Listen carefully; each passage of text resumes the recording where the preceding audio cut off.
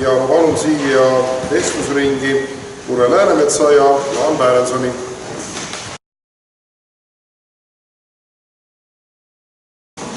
Nii, ja jätkame nüüd siis meie konverentsiga ja vestlusring on siis teemal avastab piiblilugusid Pühajagu kiriku ja Raekoja näitel ja tutvustan ka meie külalisi.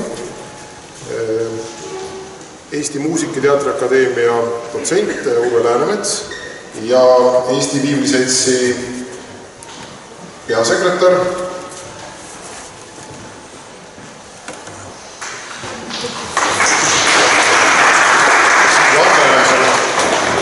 ja me vaatame siis neid pilte, mis me täna oleme välja valinud, aga räägime natuke üldisemalt ka.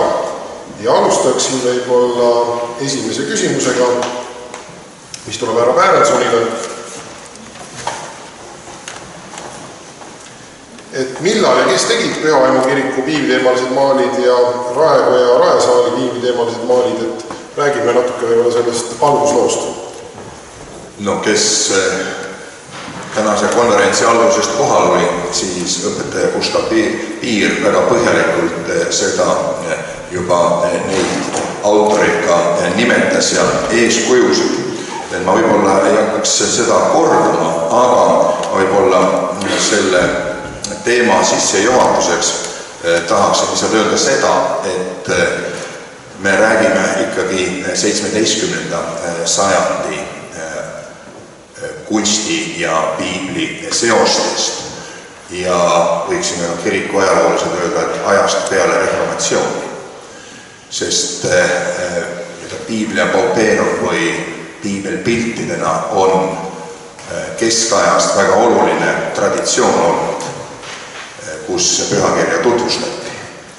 Aga peale reformatsiooni ka nende piltide roll mõnes mõttes muutus ja võib-olla võiksin sissejuhatuseks öelda ka seda, et kuigi me oleme harjunud võib-olla ütleme, et piiblia paupeerum on selline vaestem piibel, aga ühelt poolt oli ta ka tolle ajastu ühe teise meede jaoks tänapäeval võib-olla mitte nii tuntava probleemi, see oli kirjaoskuse küsimus, sest et piibel illustreeritus selle tõttu, et oleks inimestel ka silma järgi meeles pidada ja ka tolleaegselt kroonitud pead, kui ka neile kirjutati pühakirja, siis olid väga ilusad kaunid illustratsioonid. See oli ka väga tihti selle tõttu, et neile loeti ette, aga piltide kaudu nad seda meenutasid. Et võib-olla ka see oluline on mõista, et on kaks täiesti erinevat ajastut. Jüri Kuuskemaa on öelnud, et 57 maali Pühajagu kirikus on hea võimalus kontrollida oma kultuuri- ja piiblialaseid teadmisi. Kui keeruline kõiki neid pilte ära tunda, kuidas peaks seda õpetama ja kuidas peaks seda ise õppima, kõigepealt proua Läänemets? Loomulikult ei ole mina kunstiajaloolane, küll aga pedagoog ja näen võimalust ikkagi kunsti abil vahendada väga olulist sõnumit lastele, noortele ja tõenäoliselt ka tänapäeval senisest oluliselt rohkem õpetajatele. Õpetajatele paraku nende tänases koolituses väga ulatuslikult kultuurilugu enam ei õpetada ja sellest on südamest kahju. Kui keeruline on neid pilte ära tunda, kui lugu on teada, siis selle loo elemendid, sümbolid on loomulikult ka pildilt näha ja mida ma arvan eriti olulise olevat, on õpetada vaatlema lapsi üsna varasest east peale.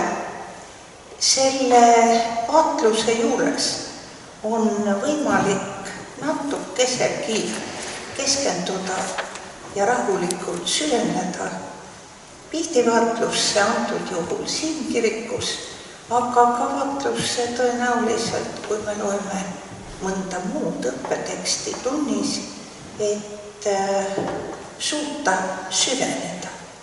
Ja süveneda saab siis, kui inimene midagi rahulikult teeb. 57 pilti korraga muidugi. Selgeks õppida ei ole võimalik ei koolis ega ka täiskasvanud inimesel. Küll aga on võimalik käia kas siin Püha Vaimu kirikus või mõnes teises kirikus ja vaadata, mida siiski kunst pakub. Ma arvan, et kui me siin rääkisime Eestist ja meie kirikutest, kirikuharidusest, siis ma arvan, et tõepoolest on Eesti vaimselt viljakas maa, sest seda kinnitab tõenäoliselt ka meie siiani õnneks säilinud kooli õppesisu. Teatavasti on Eesti ainuke riik maailmas, kus lasteaiast 12. klassi lõpuni õpetatakse nii muusika kui kunstiõpetust. Ja ma arvan, et sellest on kasu väga mitmes mõttes. Mina vastaksin selle Jüri Kuuskamaa hea sõbra küsimusele. No eks see on natukene võib-olla Jüri Kuuskamaa poolt ka selline provokatiivne, sest ega ka piiblipildid ei ole üks mälumängu osa, kus me lihtsalt peaksime kõike teadma, vaid on ikkagi eelkõige olnud vahend. Ja miks me neid pilte peaksime teadma, on väga oluline, aga ma rõhutan veel, et nii omal ajal siin Püha Vaimu kirikus olevad piiblipildid on traditsioonist täiesti erinevad. Ja just selles mõttes, et kogu läbi keskaja piibli illustratsioonid olid koos tekstiga. Selles mõttes, et tekst alati toetas seda pilti. Ja kui mõnel on õnnestunud vaadata mõnda 14. ja 15. sajandi käsikirjalist piiblit koos illustratsioonidega, siis väga tihti on see piibli tekst pandud kas siis ühe prohveti või kuningas Taaveti või teistes piibli sündmustel olevate isikute suhu, nii nagu tänapäeva koomiksid.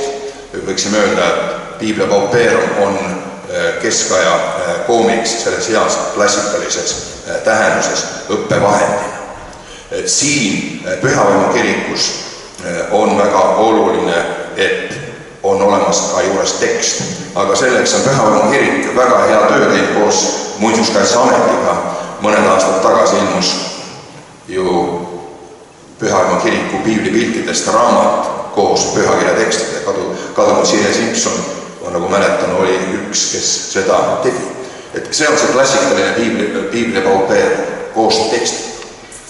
Ja võib öelda seda, et ega see kultuurifenomen või õppevahend ei ole kuni tänase päevani kadunud, sest ma oma piibliseltsi tööst võin öelda seda, et klassikaline siniste kaantega laste piibel ehk pildipiibel on üks populaarsemaid piiblialaseid raamatuid Eestimaal.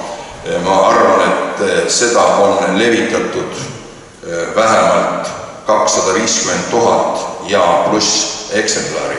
Nii et selles mõttes, et see kultuurifenomen ei ole kadunud mitte kuhugi ja on hea, et inimesed õpivad piiblit tundma, aga just ka seal on seesama piibli lugu ja pilt koos. Ja nüüd vaatame mõningaid pilte koos ka. Ma ise arvan, et ma tunnen pühakirja lugusid enam hästi, aga Jüri Kuuskamaa ütles, et see, kes tunneb kõik pildid ära, see võib saada dialoogi doktoriks. Kui ma selleks ürituseks ka valmistusin, siis ma tegin sellise pimetesti, et vaatasin mõningaid pilte ja enamik tundsin kindlasti ära, aga oli pilte, mille puhul ma mõtlesin, et võib-olla see lugu, võib-olla ka teine lugu. Ja ma pärast sain ka aru, miks mõnda mitte on raske ära tunda, aga ära Pärnson tahtsin midagi lisada. Jah, see juba siin see väga oluline teema ühel hetkel ka käis läbi. Küsimus on tegelikult sümbolite mõistmises, mida kahjuks meil ei ole seda teadmist väga palju. Ma toon lihtsalt kaks näidet oma õppejõu elust. Olin ühe Ermitaažis ja oli giid rääkis, ma täna kahjuks enam mäleta, millise piibliloo pildi juures teksti, tutvustades seda maali. Ta rääkis tehnikatest, värvidest, kõigest ilusast perspektiivist ja siis ütleb, et võt siin all nurgas on üks valge lambatall ja seal üleval nurgas on üks valge lind, vist ehk on tuvi. No me võime arvata, tall on Jumala tall ja tuvi on pühavaimu sümbol, aga selline tuntud kunstiteadlane giidina õpetas oma üliõpilase niimoodi. Ja teine näide on sellest, kui ma oma üliõpilastele rääkisin arhitektuuri ja kunsti ajaloos, oli vaja kristlikud sümbolid tutvustada, miks ühte või teist kirikut ehitatakse niimoodi, mis on need detailid. Ja siis üks noor härra tõusis mul loen vahel püsti, ütles, et õpetaja, meie ei taha, et sa õpetad meile ristiusku. Mina olen pagan, ma olen maausuline, paluks mulle mitte seda õpetada. Ja ta väris mitu korda püüdis tundi segada. Ka see on üks näide sellest, kuidas selline teadmatus ja harimatus võib tekitada olukordi, kus võib-olla asjast teadaoleva inimestel tekib ebamugavus, kuidas on võimalik, et hariduses sellised puudujäägid on, aga eks see meie ülesanne ka täna on, et aidata kaasa, et me võiksime aru saada, mis on mis. Ja nüüd vaatame mõningaid pilte. Tegin meelega nii, et pildid ei tuleks täpselt järjekorras maailma loomisest kuni lõpuni, vaid et läbisegi. Mõned pildid kindlasti on tuttavad. Näeme, et tähendab seda külvajast. Siin me näeme kadunud pojalugu näiteks.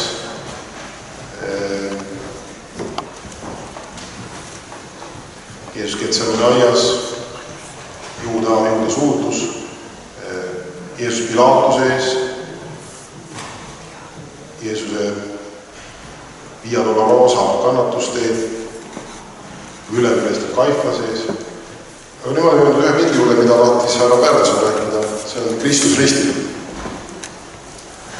Jah, sest et kui me Gustav Fiiri loengut hästi tähele panime, siis ta kirjeldas neid erinevad ehitusetappe ja ka võimalusi, et terve rida piiblisündmusi, mis omal ajal oli, siin Pühamäe kirikus täna ei ole ja on teised pildid, mis on juurde lisatud. Miks ma tahtsin just seda Kristus ristile krutsifiks? See ei ole ju ka siin selles, võiks öelda, Piiblia paupeerumi orgaaniline või planeeritud osa. See on ühe mehe epitaaf. Aga see pilt Kristus ristil on ka üks ehe näide sellest, kuidas see Piiblia paupeerum on ajastus muutunud. Sest reformatsiooni eel oli oluline eelkõige Kristuse kannatus, kogu selle kannatusprotsessi kaasaelamine.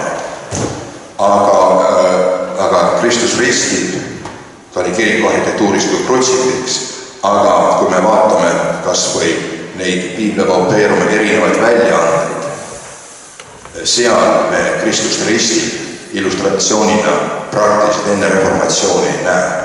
Ja see tuleb seoses reformatsiooniga uue teoloogilise käsitlusega sest ka esimesed piibli illustratsioonid, reformatsiooni järgsed või ajastu piibli illustratsioonid, toome näiteks kas või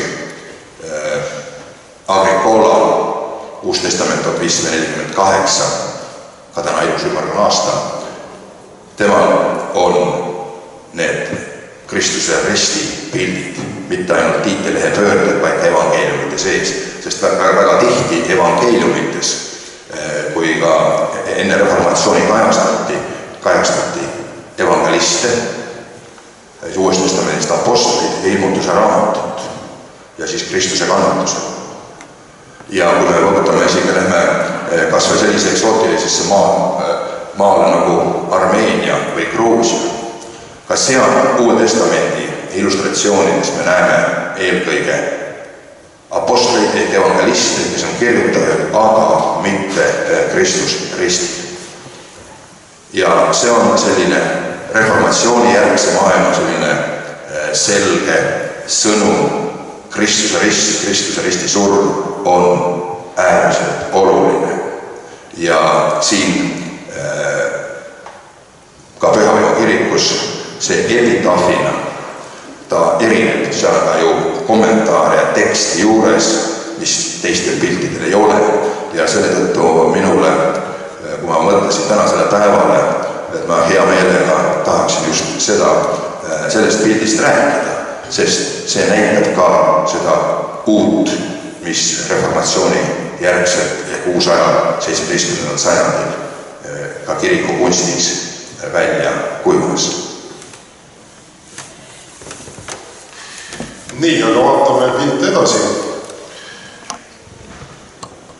Kristuse ülestõusmine, Kristuse kause teel. Siin on ka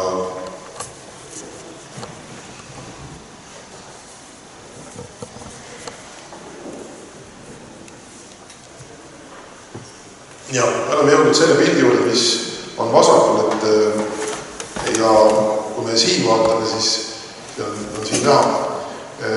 See vasakul pilt on natukene, võib-olla ei ole väga selgelt näha, aga natukene räägiks sellest, mis seal peaks siis näha olema. Et see on apostel Paulus Melite ehk siis Malta saarel ja see on üks selline pilt, mis mulle väga meeldis. Ja kuidas ära tunda, tegemist on siis selle looga, et Paulus oli Malta. Me näeme siin seda, et on üks koopasuu paremal pool ja seal on üks mees, kes on siis Püha Paulus ja need laevakust pääsenud mehed istuvad siis seal lõkketule valgel ja Pauluse käe ümber on ka näha üks madu. Ja miks see madu siis seal on? Sellepärast, et lugu oli niisugune, et seal Malta saare pidi olema palju madusid, aga nad ei teinud üldse kahju Pühale Paulusele ja see lugu siis kajastub ka seal. Vasakul on näha, kui hästi tumedanud, on üks laevapilt, see on siis see, et laev on muutunud, et natukene laev on näha vasakul pool, nii et ja Paulusel on loomulikult ka habe ette joonistatud, nii et see purjelaev on seal niisugune, et tääv on seal püsti. Aga vaatame, kas me näeme mõnda pilti veel, mis võiks, mis on Johannes näiteks karitada pühapeetusvõitmetega. Ja nii, nüüd me oleme jõudnud ka, mis proua Läänemets on meile valinud, et vasakul ja paremal on meile võib-olla ühed kõige tuntumad lood üldse, et proua Läänemets räägib siis natukene vasakust ja paremast pildist. Kui ma oma lastega ja lastelastega siia kirikust sel vahel tulen, siis ma väga sageli valin just teatud pildid, mis lubavad jutustada ehk nagu ühe terve loo oma järgmusest. Ja seetõttu need pildid on seal põhjapoolses küljes ja need 3 pilti on sealt pattu langemine, paradiisist väljaajamine ja pärast pattu langemist. Tegemist on piltidega kus on võimalik selgitada päris mitmeid sümboleid. Saab rääkida hea ja kurja tundmise puust, selle ümber keerdunud maust, mees ja naine Adam ja Eva, nende selja taga siis loomad, elevant, kes peaks Kristust sümboliseerima, kes maa ära tallab, härg ohvriloomana ja üks arg, kes tähistab koruslikkust. Puu all on ka kass kui himu ja laiskuse sümbol ja ees vasakul rebane, kurja sümbol. Eeval on õun üles tõstetud käes. See on nagu omamoodi püüdlus millegi poole, mille poole tegelikult ei tohiks püüelda, sest on olemas normid. Ja ma arvan, et need 3 pilti, millest saaks nagu, küll peab seda tegema loomulikult erinevas vanuses lastele, kindlasti erinevalt, on hea lähtealus selleks, et rääkida kõlbelistest normidest ja mis juhtub siis, kui neid norme rikutakse.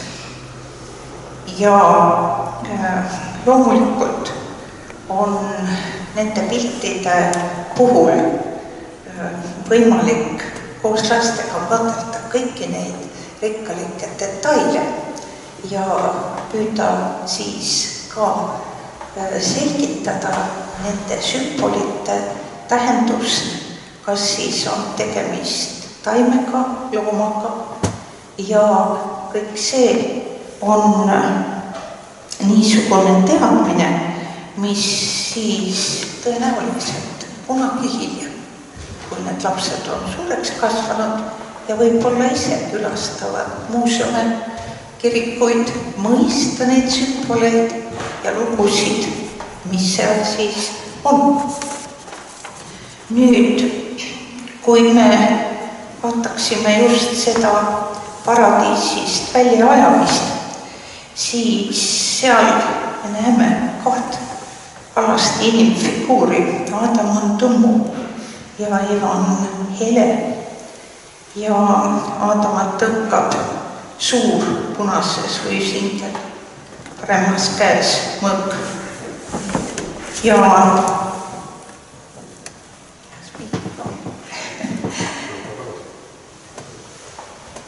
inimesed on sellised tumeda lehestiku foonil ja taamal on pilvine taevas, jõemaastik, haigur, hirv ja peabki ütlema, et selle pildi tonaalsus, just nimelt see pilvine taevas, on oma sõnumiga.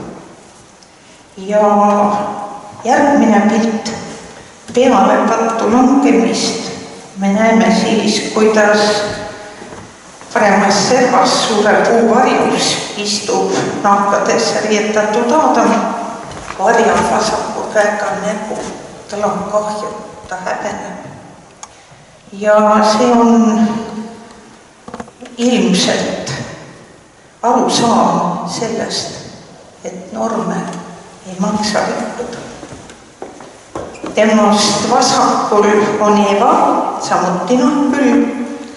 Õla taga on poolvarjus laps Kain ja teine poiss Aabel on kõrvuti lambatallega, kes istuvad seal siis. Aabel istub mehe ja naise vahel.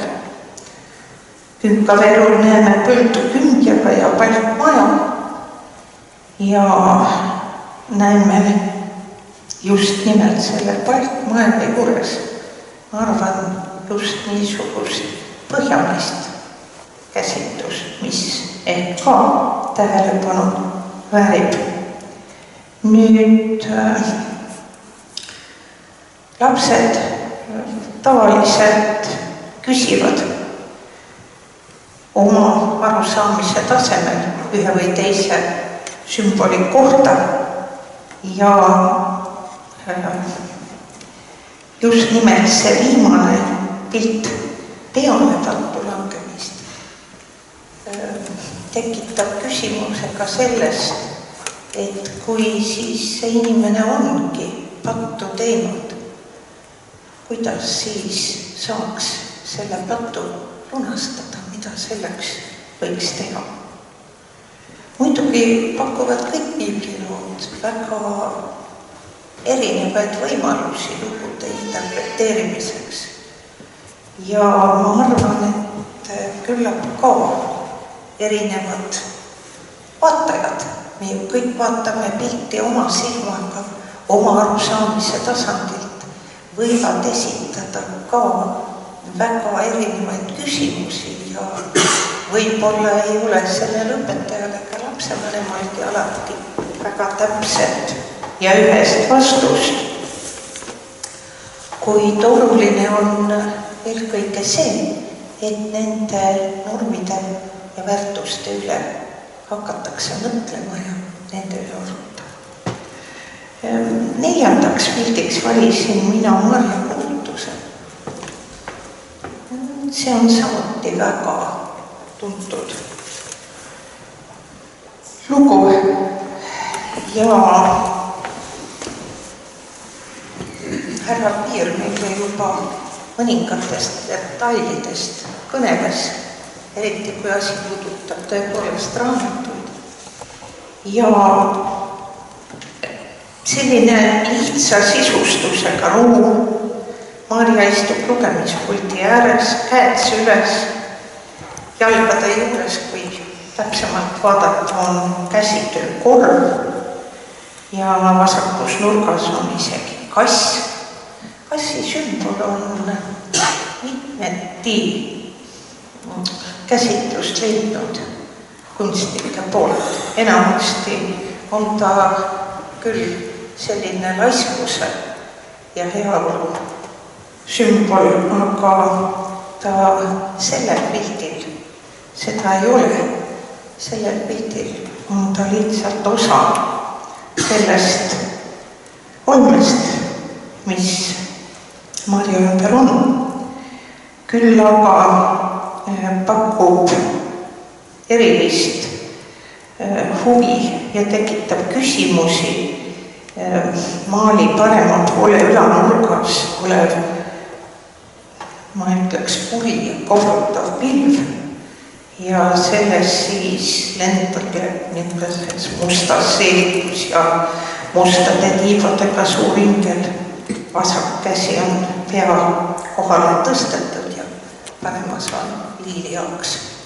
Liiliauks kui puhtuse sümbol, vooruslikkuse sümbol. Ja ma arvan, et on veel palju lugusid, mis seostuvad liiliaga. Võib-olla me saaksime lastega rääkida ka sellest, et kui meil klassiõdede hulgas on keegi, kelle nimi on Susanna, siis tähendab see samuti seost liiliaga. Aitäh!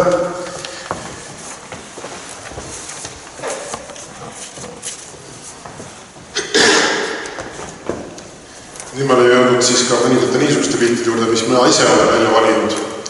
Et vasakul olevalt pildist ma ei räägi, see on kuningas Taavet, kes mängib arfi, aga paremal on see pilt, millest ma tahan siis rääkida. See on kuningas Saalomon. Kuningas Saalomon oli vana Iisraeli ja Juuda 3. kuningas ja ta oli tuntud selle poolest, et ta oli tark kohtumõistja. Ja see lugu on kindlasti väga tuntud ja kui te lähete ka raevata, siis see sama lugu on ka seal ja võib-olla isegi natuke visuaalselt veel isegi ilusamalt, kuigi mõlemad on 17. sajandist. See lugu oli niisugune, et kuningas Saalomoni juurde tuli kord 2 vaidlevat naist ja neil oli üks surnud laps. Ja valge kleidiga on üks ema ja musta kleidiga on üks teine ema. Ja ma arvan, et värvid ka räägivad, et kelle südametunnistus võiks olla puhas ja kelle siis pigem must. et need värvid ei ole juhuslikult valitud, et see, et siin ka punast on, et valitseja on punases, see punane värv on siin ka hästi domineeriv ja rohelist värvi me näeme samuti palju. Aga see lugu oli siis niisugune, et kaks naist vaidlesid, ütlesid, et meil mõlemad olid lapsed, üks suri ära ja üks jäi ellu, aga üks ütles, et see laps on ära vahetatud, et minul algselt oli elus laps ja tegelikult mul on antud surnud laps. Kuningas Saalomon pidi selle otsuse õiglase kohtumõistena lahendama ja me teame ka Raekoja puhul, et Raekojas mõisteti ka keskajal kohut ka hilisema ajal pisut. Nii et see kohtuotsuse tegemine oli üpris keerukas, aga siis ütles kuningas Saalomon sellise lause, mis kõlab väga karmilt, et raiuge laps pooleks ja andke üks pool ühele ja teine teisele poole, et siis mõlemad just, see on kompromiss. Ja mis selle peale ütles see valgest leidis naine, ta ütles, et parem andke teisele, aga ärge teda raiuge surnuks. Mida ütles mustas kleidis naine, päriselt me ei tea, millis kleidis ta muidugi oli, ta ütles, et raiuge jah pooleks, et siis pool saab mulle, pool saab temale. Juba mõõk tõsteti üles, me näeme vasakul ka seda mõõka. Ja siis ütles kuningas Saalomon. Te näete seda väikest last seal põrandal ka. Vanatestamendi lugu küll ei räägi, kas ta oli päris põrandal, aga ja siis kuningas Saalomon ütles, et nüüd me teame, kes on õige ema. Et õige ema pigem annab oma lapse teisele või laseb ta pooleks raiuda ja andke see laps oma õigele emale. Ja see mustas leidis ema oli väga ehmunud, et Saalomon niimoodi selle kohtuotsuse õiglaselt langetas. Need lood olid ka kohtumõistjatele keskajal ja uusajal väga oluliseks abivahendiks, et kohtunik peab olema õiglane. Ja mõnikord on kohtuotsust ka väga raske teha, sest me ei tea, kes on süüdi ja kes on õige. Aga see lugu on läinud nii palju ajalukku, et sealt tuleb ka sõna Saalomonik otsus, õiglane kohtuotsus keerulisel küsimusele.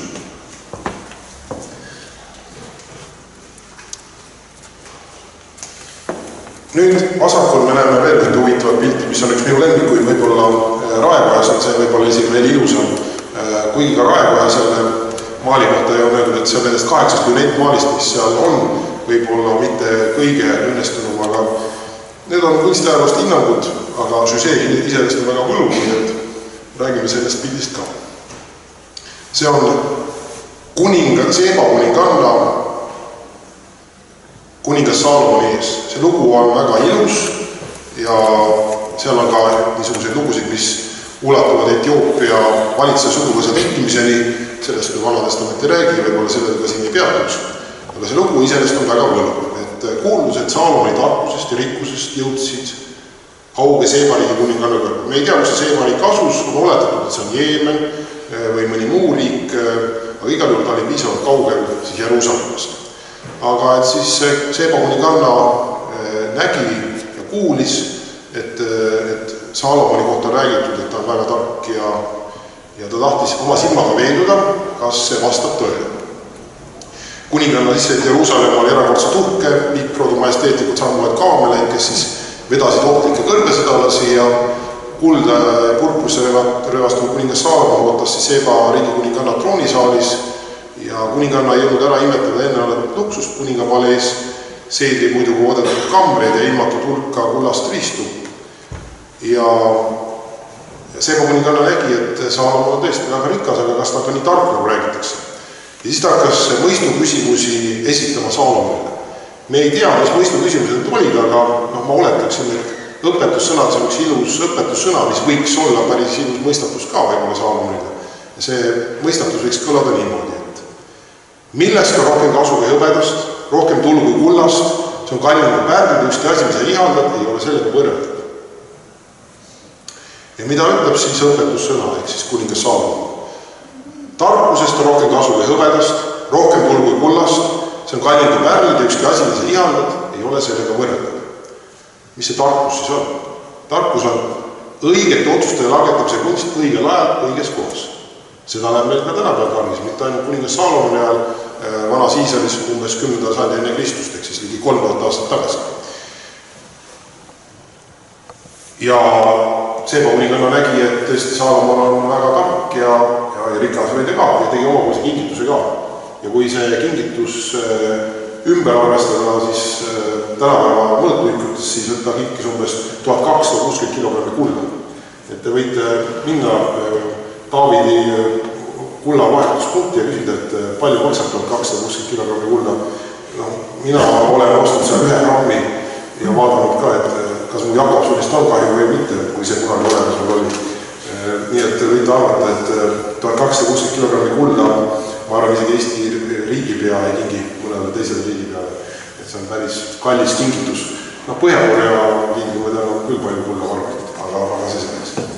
Nii et see pilt räägib siis Saalomonist ja Sebamoni kannast ja me näeme Saalomoni istumas ja seal on lõbid, mis on siis valitseja trooni juures, mis näitavad sellist suursugusust.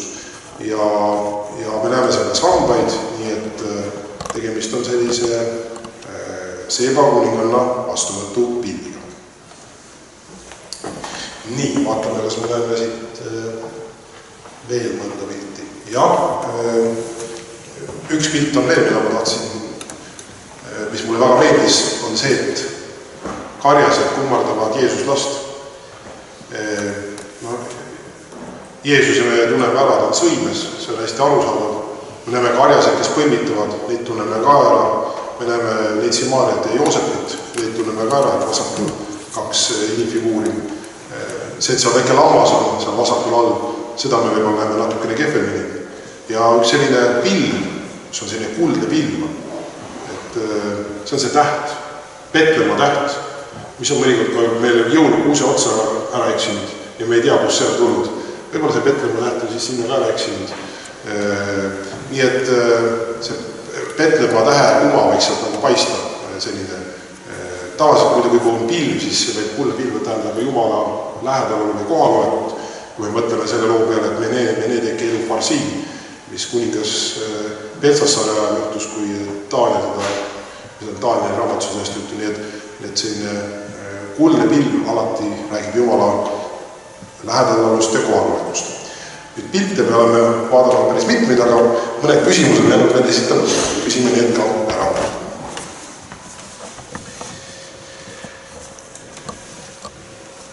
Et härra Päärats on, et mis on kunsti eesmärk teie meelest ja kas eneseteostus on selleks või on teha inimesi paremaks? See küsimus, poliitikud tavaliselt ütleks, et see on väga hea küsimus, sest see sisaldab päris mitut erinevat vastust. Kui me räägime kristlikust kunstist ja piiblist, siis on ikka jälle kogu selle kunsti eesmärgiks olnud kirjeldada Jumala sõnumit. Nagu sa ka siin viimase pildi juures tõid välja just seda Jumala lähedal olu, Jumala sõnumit, apostlite, evangelistide sõnumit, Jeesuse Kristuse eeskuju. Tähendab, see on olnud kristlikul kunstil, võiks öelda, ainuke eesmärk. Sõna tuua esile visuaalselt, aga samas need kunstnikud, nii võime nimetada, kes seda on teostanud, nemad on saanud oma anded Jumalalt ja see on selles mõttes ka ühelt poolt kunstniku tema enda töö teostamine, kuigi võiksime ka siin öelda, nii mitmedki suured kunstnikud on öelnud ka seda, et ma teen seda selle tõttu, et selle kaudu ma annan edasi, mida Jumal on minule andnud. Nii et selle tõttu ma julgen öelda, et kristlik kunst, ma toon selle just praegu tänases kontekstis nagu lahutan, on just see, et see on Jumala sõnumi edasi andmine. Tänapäeval on jah kõik need performance'id ja on kunst muutunud iseenda eksponeerimiseks teatud selliseks ühiskonnas osalemise vormiks, et näidata, kes ma olen, mida ma tahan teha ja selle kaudu saavutada ühiskonna tähelepanu ja kuulsust. See on juba natukene väike irooniline, aga siin on väga selge vahe.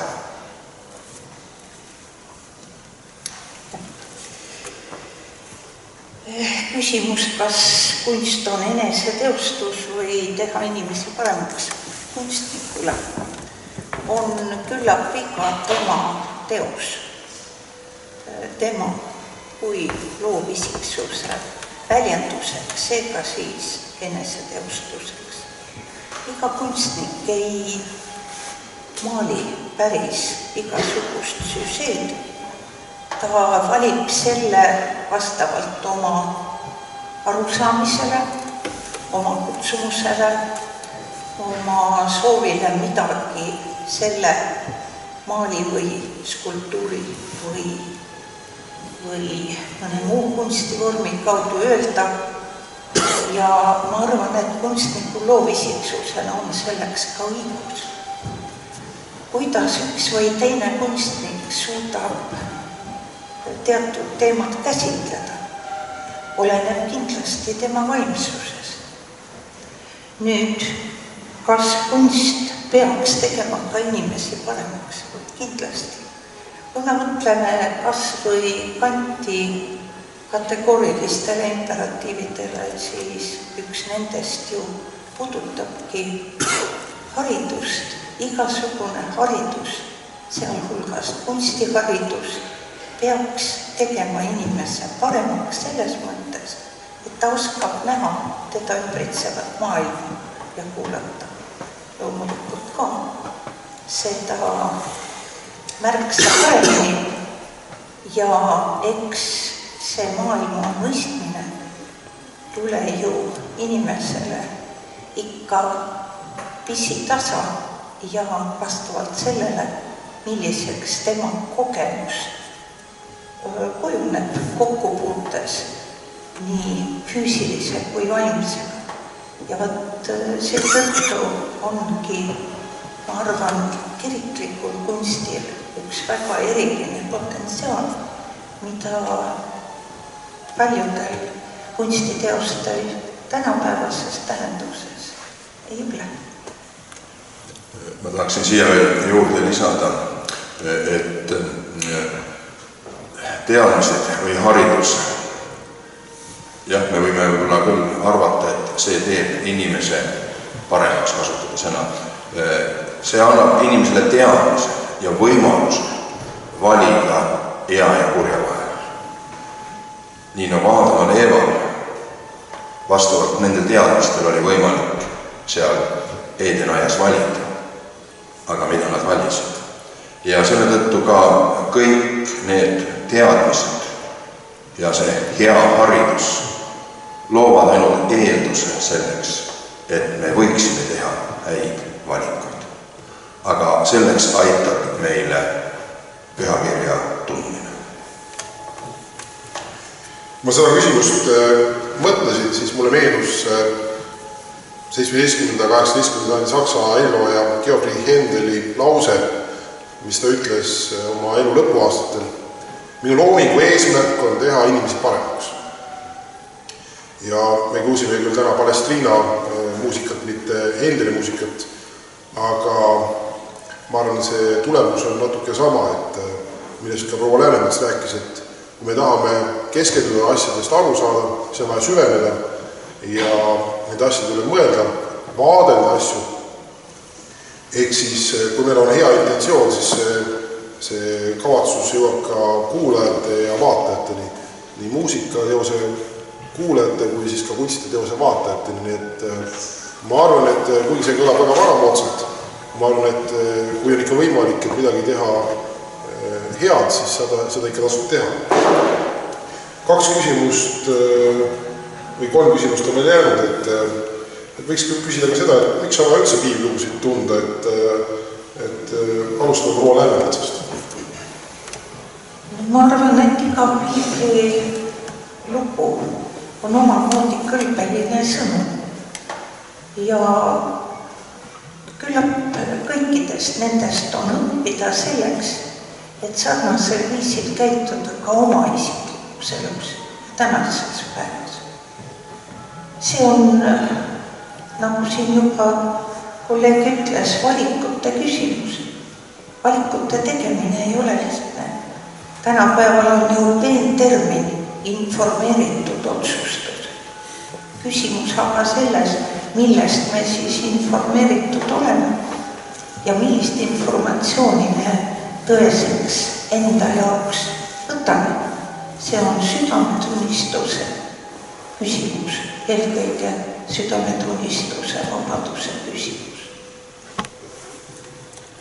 Jah, ega mul pole siin midagi juurde lisada, sest ma just enne seda ka ütlesin ja kordan, et meie valikud on baseeruvad siiski sellele pühakirjale, mis on mitmed sajandeid ühel teisel viisil mõjutanud ka Eesti rahvast, meid igat ühte, ja selle hea eeskuju abil või kaasabil on meil neid valikuid võimalik küllalt hästi teha, kui me ise oleme selles huvitatud. Härra Pärnson, te olete õppinud ajalugu ja tunnete ajalugu väga hästi, et milline on Pühavaimu kiriku ja Raesaali piibliteemaliste maalide tähtsus Eesti Euroopa kunstiajaloos, meil on Euroopa kultuuriharidust aasta, ma arvan, seda küsimust ma ei saa enda küsimata.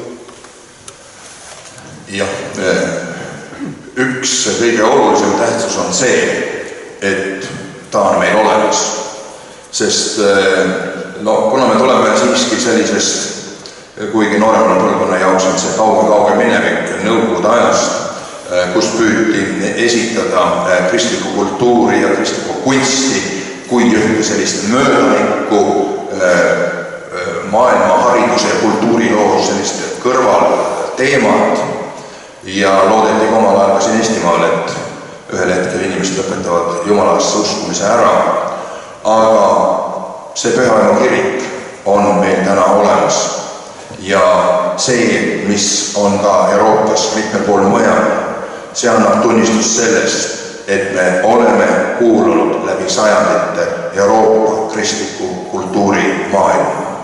Ja selle tõttu ei ole meil mitte ainult õigus, vaid on ka kohustus seda tunda ja seda õppida.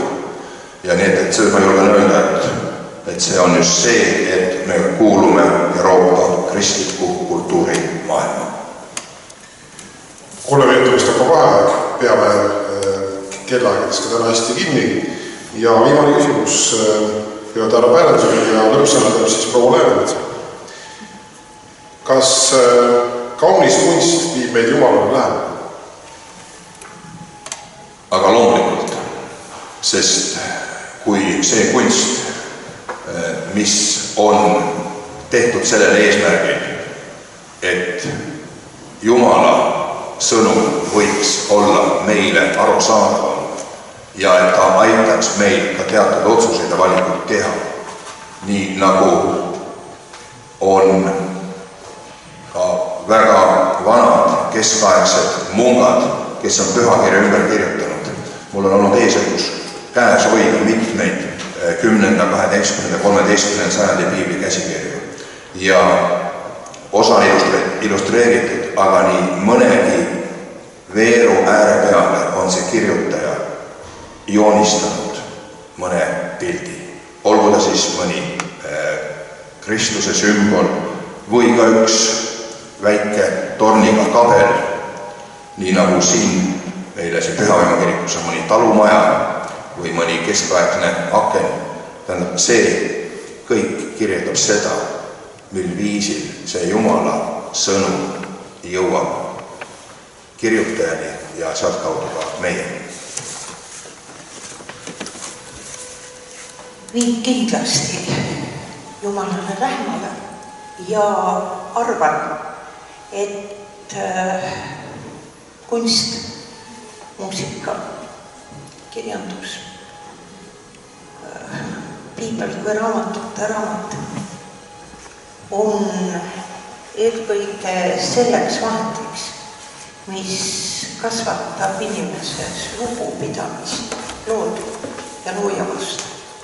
Ja eelkõige, nagu meil siin esimeses ettekandes juba öeldi, on meta-ajalooline tunnetus, milleni jõudmiseks inimesel on vaja kohati üsna pikka kogemust, aga see ju ometigi tuleb ja ma arvan, et Harjumaal siin Eestis on eeldused selleks, et neid inimesi rohkem saaks täiesti olemas. Nii, ma tänan mõlemat, annan teile väikse suunikuse ka. See on siis Pilli Piibel Püha Kiriku väärne.